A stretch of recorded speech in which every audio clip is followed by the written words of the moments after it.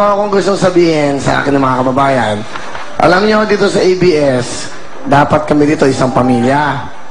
Isang pamilya kami dapat. Eh alam niyo, meron nung sa DCMM, siguro paano muna natin sila yan. Lalabas muna natin. Sa labas muna tayo, sa labas muna.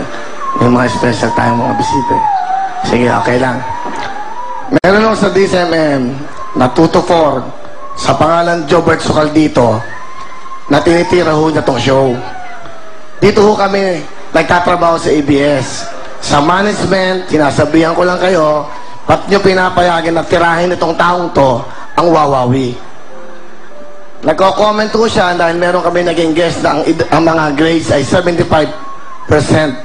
Bakit doon namin ginag-guest yung mga bobo? Yung mga nakapasa. Alam mo, Jobert, dapat nga, hinahangaan mo yung programang to. Araw-araw mo akong tinitira sa dyaryo. Tinitira mo ako sa DCMM. Alam mo ba magkano kinikita ng wawawi? Ha? Alam mo ba magkano kinikita ng wawawi? Nakakatulong kami sa mga ano nga ng mga special child na to, guest namin. Tirahin mo to, sige. Tirahin mo to. Wala kang ginawa kundi ako tirahin. Ako na lang ang tirahin mo, Jobert. Wag na show. Hindi ko maintindihan ng management, pinapabayaan nyo na yung wawawi, pinapatira nyo sa isang katulad niyan. Merong usang dabas. Di ba? Huwag mo samahan ng politika to. Ano lang to, pagbibigay lingkod sa mga kababayan. Kahit na 74% o mga bagsak, i-guess namin dito. Dahil basurero, i-guess namin dito. Okay? Binibigyan namin ng halaga. Nakakapikon lang ho. Ako na lang ang tirahin nyo. Huwag ho yung wawawi. Dahil napakalinis po ng hangad ng programang ito. May sakit, may cancer, special children, lahat. Binibigyan namin ng importansya. Basurero, welcome dito.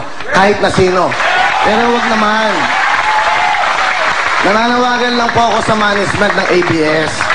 Huwag niyo naman nung payagan na tinitira yung show natin. Ang laki ng kinikita ng wawawi para sa ABS. Wag naman. Saka yung mga taong ito nagbibigay. Mamimili na kayo. Pag hindi niyo yan tinanggal, ako mag-resign dito sa wawawi. Tandaan niyo yan. Wala na kayong ginawa kundi ako tirahin dito. Mabigat na to, sobra na. Ilang taon ako nagtatahimik. Tinitira ako sa dyaryo niyan, Jobert na yan. Tahimik lang ako. Pero tandaan niyo to, pag hindi niyo yan tinanggal, ako mag-resign dito. Para ho sa tao ito, para sa mga batang special, sa mga 75% ng grades, ipaglalaman ko yung mga batang yan. Tandaan niyo. I'm sorry. Sobra na to. Lahat to dito. Sana naman, lumabas ka. Yung mga batang may bukol doon, yung mga may kasi, salubungin mo araw-araw. Jobert, yun ang ginagawa ko. Tinutulungan ko yung mga yun para malaman mo. Sobra na. Huwag mong idadama yung programang ito dahil itong programang ito, ang may-ari, mga Pilipino, hindi sa ito.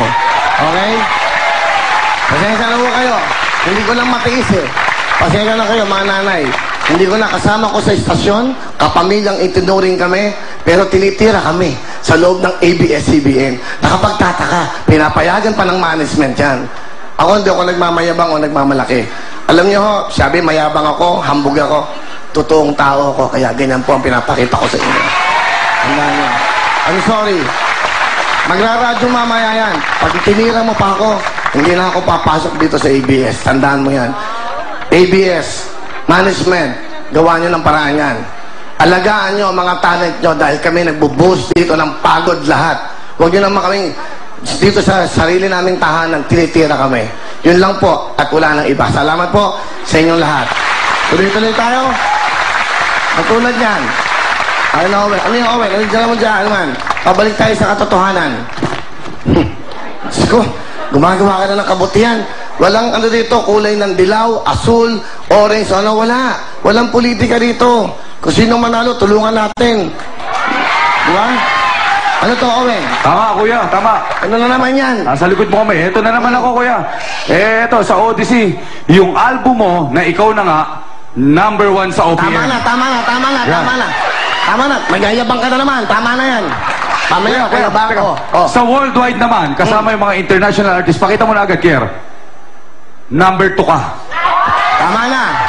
Tama na. Okay. Thank you, kuya. Yung grades ko nga pala sa NCE, 92.